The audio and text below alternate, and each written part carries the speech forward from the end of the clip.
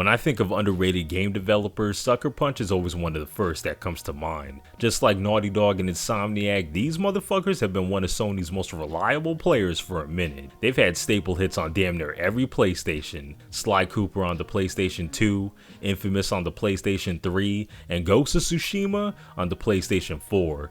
We've yet to see what they got cooking for the PlayStation 5, but considering their track record, it's gotta be something worth a damn. They've put in the work and they got their supporters, but they don't nearly get the same sort of love that their contemporaries get. I think the reason for this is them falling in that middle ground. Their games aren't as groundbreaking as Naughty Dog's, and they don't constantly release hits like Insomniac. They're kind of like the Chris Bosh on that old Heat team, the clear third option that can be nice when they need him to be, but more often than not just slots into the role that most benefits the team. Despite this lesser role, there's mad people that have nostalgia for their older works, and just like Naughty Dog, they kind of grew up with their audience, starting off with colorful platformers and then transitioning into more gritty, realistic games. Thankfully, unlike Naughty Dog, they don't have too much shit to play through, which makes my job easier this time around. Obviously, this shouldn't be said, but this whole video is just my opinion. If you rock with them, cool. If you don't, well, you're free to make your own list. Anyway, enough of the boring intro stuff. This is every Sucker Punch game ranked from worst to best. Yeah, I know I've already taken a dump on someone's childhood putting this so low, but just because it's the worst doesn't mean it's bad.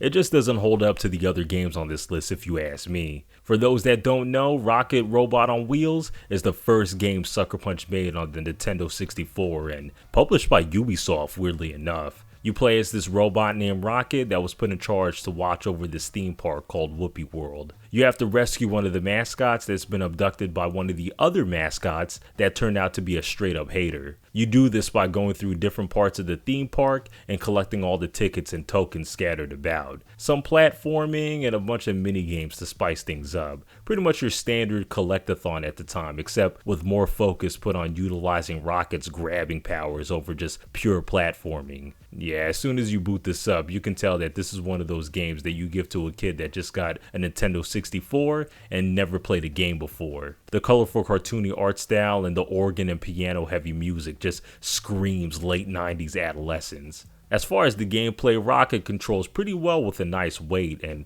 the levels are surprisingly big with lots of freedom to accomplish objectives in whatever order you like. And all the different gameplay styles constantly keeps things fresh, even if some of them were a pain in the ass. Compared to other forgotten mascot platformers, this game is pretty damn competent. I don't know why Sucker Punch had such a hard time getting a publisher to back this. This seemed right in line with what was popping at the time. It doesn't hold up to your Marios or Crashes, but if you were to tell me that this was a rare joint, I would have believed you. Why is it in last place? Well, like I said, this just isn't as good as Sucker Punch's later games, and personally, I'm long past these sort of colorful collectathons where the main hook was just, hey, 3D environment to explore, isn't that cool? And it's just like, yeah, back in 99, these days I'm going to need some crazy movement, a good challenge, or some sort of unique level design that I've never seen before. All things that Rocket doesn't really have, unfortunately, which is why there wasn't much of an impression left on me. Darling, my feelers just pawed something juicy. Dude. Now, the Occurrens are about to receive a stockpile of guns. You help me steal them, and I'll have 50 armed men out kicking indoors looking for Brent within the hour. Great, thank you. And enough with the feelers. I get it, you're a creep, okay? Let's move past it. And now, I will have you know that some women find me irresistible. Sure, if you're paying them.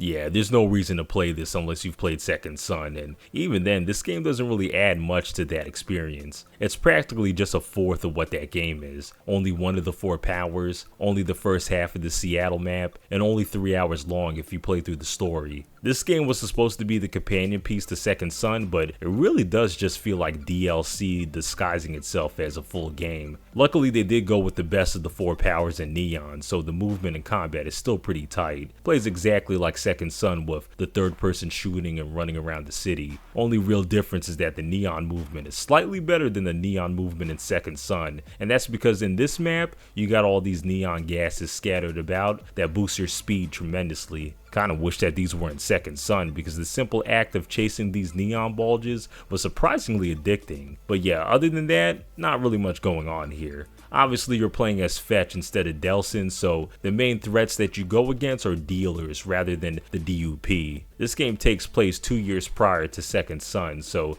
the DUP doesn't fully run shit yet. The game is pretty focused on showing what Fetch was up to prior to meeting Delsin and how exactly her dear brother got murked. The twist there is pretty tragic and definitely makes you feel for Fetch, but it's all a bit pointless. Sounds a bit harsh, but really, everything that happens in this game was already explained in Fetch's intro cutscene in Second Son. Her upbringing, her relationship with her brother, her time at the facility. Off that one cutscene alone, we get who Fetch is as a character and why she does what she does. The reveal twist here doesn't really add much to that.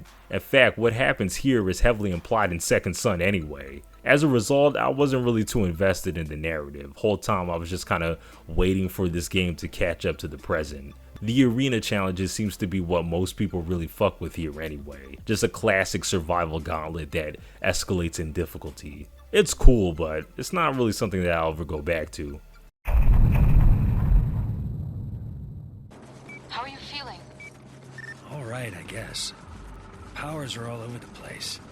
It used to be I could barely power a light bulb. Now I'm jumping off of buildings, frying the junk on Zeke's roof. You jumped off a building. What were you thinking? Relax. I'm fine. Ain't gonna waste too much time talking about this game since I already did an in-depth analysis on it months ago, but the gist on how I feel about Infamous 1 is that it's still a cool game that's aged like milk in some places. This game was a hard shift for Sucker Punch, who up until that point only made cartoony platformers. And yeah, just by looking at this game, you could tell that there were some struggles transitioning. This game is ugly. They brought over those fast, rigid animations from the Sly Cooper games, and it does not work on these more realistic models. The frame rate can barely maintain 30, which makes this game feel choppy as shit, and Empire City leaves much to be desired with its washed out colors and generic looking architecture. But you know what? Despite all that, I still mess with this game, and the reason is because they not only already got the lightning powers feeling right, but the story is surprisingly gripping with many unexpected twists and turns. To the first point, think of any electric powered superhero, and this is the closest you're going to get to embody them in a video game. Despite being a third-person shooter at its core, this game provides many cool abilities to lay waste to entire militias. So many battles in this game end up being these chaotic light shows that just leave blocks in ruins, and it's pretty awesome. Pacing's pretty good with a variety of different types of missions, and the karmic system, while very of its time and arbitrary in places, does feel more appropriate here than it does in any of the other Infamous games. Of course, all of this will be improved upon in the sequels, which is why this game is on the lower strung here. Still, I always liked Infamous 1's more bleak vibe over the more light-hearted blockbuster tone of the later games. These grimy comic art cutscenes, along with Cole's grizzled monologues, makes this game feel like an Image comic brought to life. They've aged incredibly well, and I've always thought that out of the 4 games, this one had the coolest premise. Whole cities locked down and in anarchy, and depending on how you play Cole, you can either be its ruler or its savior. The atmosphere is tense, gangs on every rooftop and corner so you never really feel safe, and thematically, every character is out for themselves so you don't know who to trust. But yeah, praises aside, this one is hard to go back to due to its unpolishedness, which is why it only goes up this far.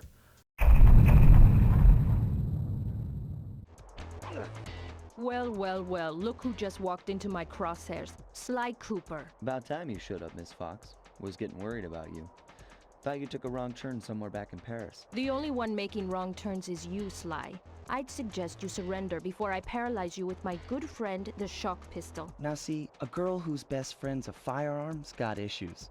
A little dinner, a little dancing. I think I can help you out. Sounds romantic. As long as you don't mind dining in jail. Nah, I hear the service is lousy. Once I catch you, you'll know for yourself. As much as I fuck with the Ratchet and Clank games and 2 out of 3 of the Jack games, there's something about the Sly Cooper games that have always spoke to me more. Maybe it's because I'm partial to both stealth and the whole mischievous theming aesthetic that these games go for. The series was pretty unique at the time, combining these things into a cartoony open world platformer. Sprinkle in some mini games, some wacky characters, and some witty dialogue, and yeah, you got something memorable. Thing is, all of these mostly applies to Slides 2 and 3. Slide 1 ain't got most of that shit yet. It's very much just a pure platformer. A clear child of Crash Bandicoot, really. Lots of linear behind the back levels where the objective is to collect clue bottles and the key at the end of each stage. Big difference is that most of the jumps in this game are context sensitive, where you have to press the circle button for Slide to interact with the environment around him. Doesn't lead to much challenge with the platforming itself, but it does lead to some cool looking maneuvers and some interesting level design. I mentioned that there wasn't any stealth yet, but that ain't completely true. Sometimes you do have to avoid both enemy and security lights. Thing is, both of these just feel like typical platformer obstacles rather than real enemies that you're sneaking around. With the enemies in this game, it mostly just amounts to avoiding their limited sight, but that doesn't really even matter since most of the enemies you could just whack to death pretty easily. So many of them are placed in your direct path already alerted too, which makes sneaking around feel completely useless. Thankfully, the movement, level design, and general aesthetic are all good enough to where this wasn't really much of a hindrance. It's also very short and to the point, unlike the sequels where there are moments that kind of meander. This game is non-stop new level after new level with really no fluff in between. This game got some criticism back in the day for its short length, but shit, I like the brevity. Also shit, I don't know how much of a hot take this is, but collecting the clue bottles here, I liked more than in Slide 2. The linearity and brief levels made it not such a pain in the ass to go back for them. Yeah, I know I'm lazy. This is off topic, but am I the only one that hears Bentley's voice whenever they read a Reddit comment? Really? I've read about this. Master raccoon thieves are able to sense thieving opportunities, which manifest themselves as unexplainable blue auras. According to my research, all you have to do is get near them and hold down the circle button, and you should perform a super sneaky Master Thief move. Anyway, not really much else to say here. Not the best in the trilogy, but still pretty enjoyable.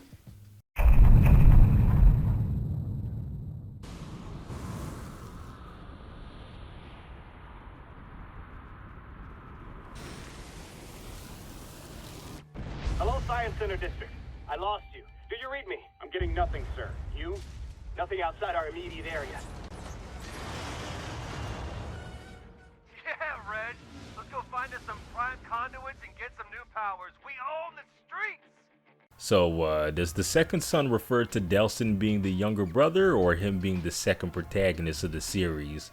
You know, I'm just gonna assume both. Anyway, Second Son, third infamous game, a minor reboot to the series, and one of the only reasons to get a PlayStation 4 back in 2014. Seriously, people already forget, but there was like nothing to play that whole first year on it. Damn near everything was some shit that you could play on the PlayStation 3. This game right here was one of the first to be like, yeah, nah, fuck all that. We're a next-gen game, and we're gonna show you how powerful this new hardware is. And yeah, this game still looks phenomenal all these years later. Easily the best looking Seattle in the video game. Not that there's much competition there, but the point still remains. Only issue I have here is that sometimes the game goes way too hard with the contrast. When this game gets dark, man, you can't see shit.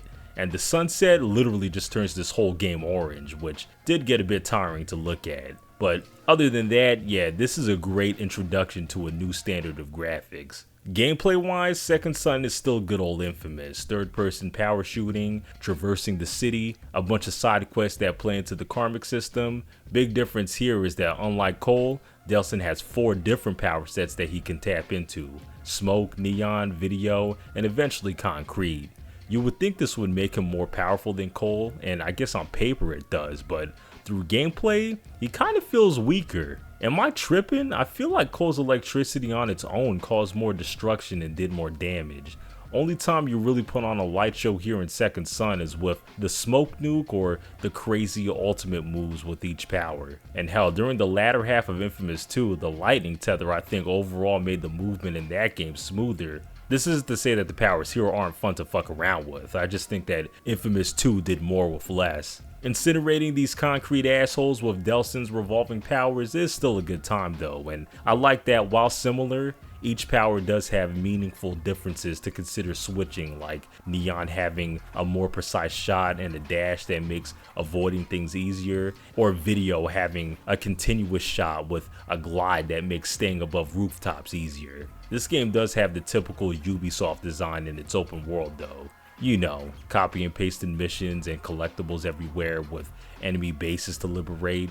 This shit normally exhausts the fuck out of me, but luckily, this game isn't filled to the brim with them. In fact, this is one of the easier games to 100%. It only takes about like 20 hours with all to collect being shown on your map from the beginning. Definitely the most divisive thing about this game though is its story, where some people either like it more than the Cole Saga or think it's a massive step down. And I think I'm with the latter, but not by much. I still like what they got going on here, particularly the relationship of the Rowe brothers. Their clashing viewpoints and banter was entertaining, and seeing Reggie slowly accept Delsin for who he is was pretty wholesome. And as a result, some of the bad shit that happens later on actually did move me a bit. Brooke Augustine was a really solid villain too, just the sternest, most authoritarian woman ever. Man, her presence every time she was on screen was like when a principal stepped into your classroom. And her dynamic with Delsin really did feel like a strict dean trying to discipline a rebellious student. Only thing that I don't really connect with in this one is the karmic system, which does feel the most forced out of the 3 games. Evil Delsin just does not make sense. There's so many moments in the evil path where he goes from a wisecracking douche to a murderous psychopath in an instant, and it's just not convincing in the slightest. You disobey Reggie's orders at every instance in this playthrough, which should have gotten an alternative cutscene where he tells you to fuck off. And the evil ending, god, less said about that the better. Yeah, the story here isn't as good as the first 2 Infamous games, where there was a lot more at stake with a tone that made things feel a bit more suspenseful. But despite my gripes, I still enjoyed the story Sucker Punch was trying to tell here. And overall, Second Son is a pretty dope game. Hey, you! Give me the cafe password. As I expected. Here you go. Bass, soprano? Okay. Ah, am I glad you're here. Mama's making spaghetti tonight and I'm starving. I'm gonna eat like 3, no 4 plates of food. I guess you really like a cookie. Mamma mia, I want to be buried in her sauce. It's heaven.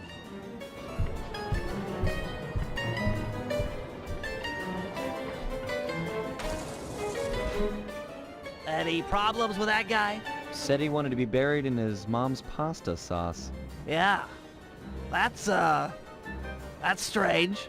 So the third entry in a successful series is usually the trickiest one to pull off, and the reason is because the direction to go in is usually not as clear as the previous entries. The first game is the initial idea, and the second game is typically the refinement. The third game can either take the series in a new direction and risk alienating fans, or double down on all the quirks of the second game for a more streamlined experience. And Sly 3 does the latter. Still a lot of sneaking and thieving, but man, they went hard on all the different gameplay styles. Should have called this game Band of More Thieves, because the whole gist here is that Sly and friends are forming a bigger crew to raid a massive vault. And all of these new characters all play completely differently from the usual trio. Panda King with his explosives, Penelope with her mini car, Dimitri with the deep sea diving. Shit, at a couple of points you even play as Carmelita, with this game turning into Ratchet and Clank real quick. And this is even getting into all the different mission types with just Sly alone. Impersonating people, plane battles, manning a ship as if this is Black Flag.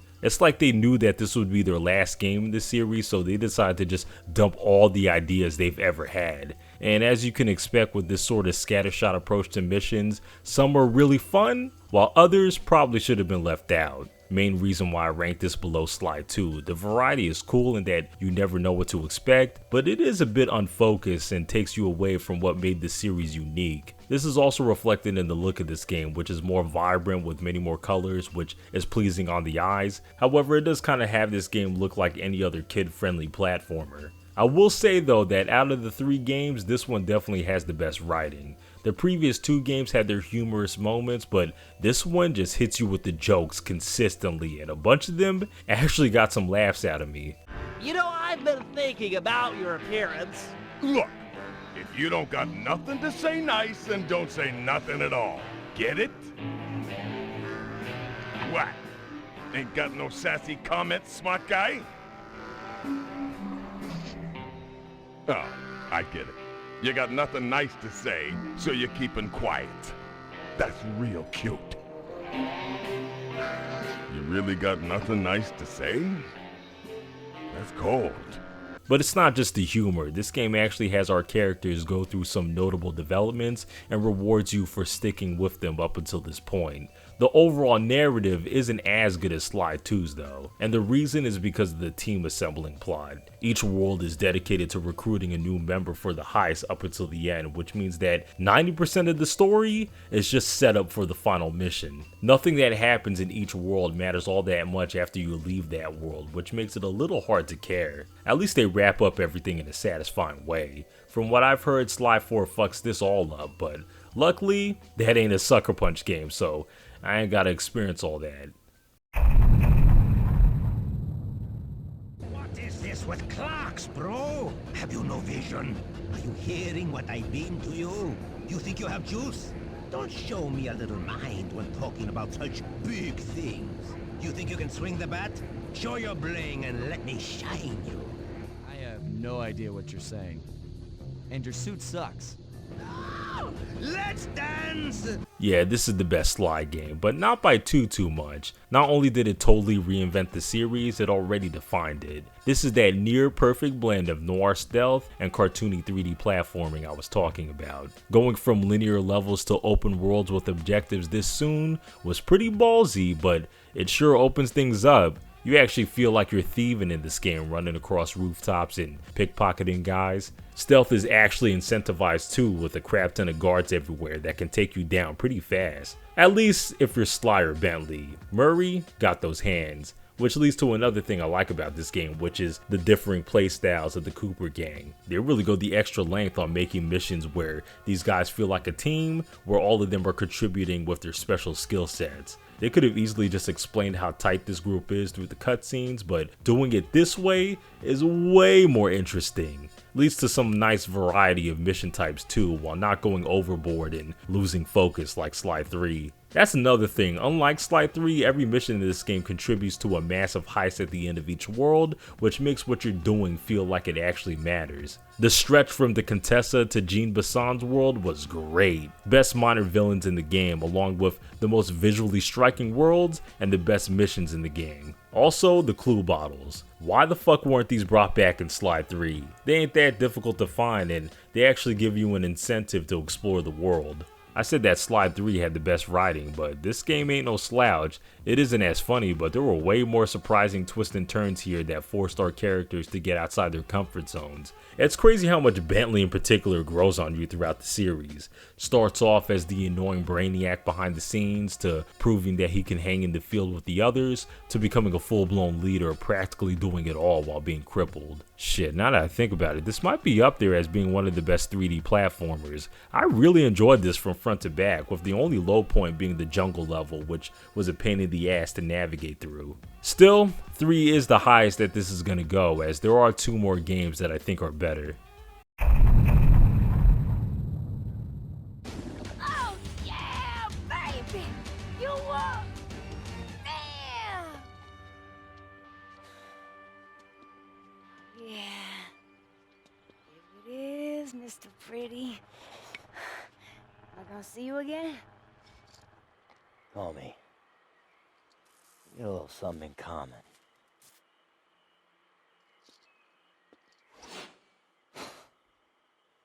Unbelievable. Just like Infamous 1, this is yet another one I won't talk about for too long, since I already did an in-depth analysis not too long ago, but to keep it brief, this game is not only the best Infamous game, but one of the best games on the PlayStation 3. This is a peak superhero game, and the jump in quality from Infamous 1 is absurd. Damn near everything here is improved. For one, this game actually looks good still, with character models and animations that aren't janky as hell. This game doesn't have any weird frame rate issues like with the first, and New Marais is a much more appealing setting than Empire City. Laying the whoop ass on enemies has never felt better in the series, with Cole's electricity powers becoming more improved with several different variants. On top of that, you get a new element in either fire or ice depending on your karmic path. There's even more crazy enemy types that you go against here, and even many of the karmic events are incorporated more dynamically now by just being out in the world. This game had some big shoes to follow narratively coming off the major twist at the end of the first game.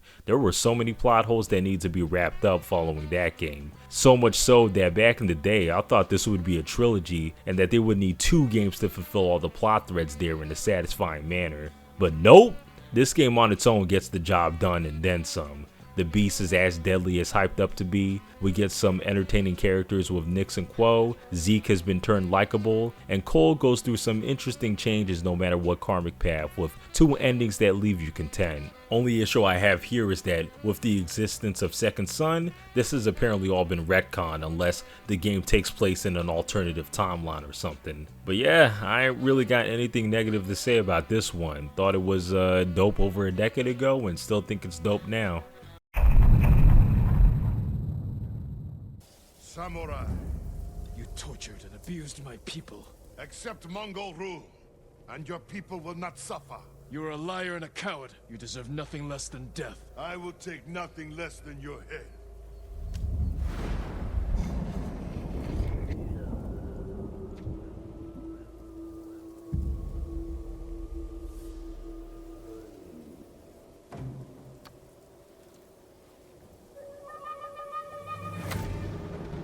God, I feel like such a fucking normie putting this at number 1, but I'm sorry y'all, I can't deny how much I enjoyed this game. Was it carried by its aesthetics? Yes. Is it still a great game regardless? Also yes. But on the first point, this game is absolutely stunning with its presentation. These are some of the most beautiful environments put to a game yet. Rich in so much detail and life, it feels like no matter where you look, there's always something moving. I can see why they put a camera mode in here, because no matter where you stand, it looks like it could be a wallpaper. But that's just the visuals. Anybody with eyes can see why this game took so long for Sucker Punch to make. The divisiveness comes with the gameplay, which does feel like a samurai spin-off of Assassin's Creed. Big ass open world, a bunch of towns to liberate, a shitload of upgrades, and a bunch of side missions splattered across the map. Normally, I'm turned off by this shit, but the combat and stealth feel so good that it didn't matter. It's on that Batman free flow shit, but with a bunch of different combat stances and a whole bunch of ninja weapons to fight dirty with. And yeah, borrowing from those games already gives you something that feels smooth, whittling down entire groups, pairing at the right time and countering appropriately. But the added mechanics I mentioned earlier gives this game even more depth. Really have to think about the different enemy types that are jumping you and react appropriately with the right stance and move. You do become quite powerful pretty quickly though, which is why I always play this game on the harder difficulties, and I recommend others to do the same. Multiple Mongols jumping you every 2 seconds and being able to take you down in 2 hits really forces you to utilize all your skills. And that moment when you get good cutting down guys while barely getting hit, man, it makes every fight look like a badass movie fight scene. Especially with these duels where you really gotta stay on your toes. I'm not hardcore enough to play in Kurosawa mode, but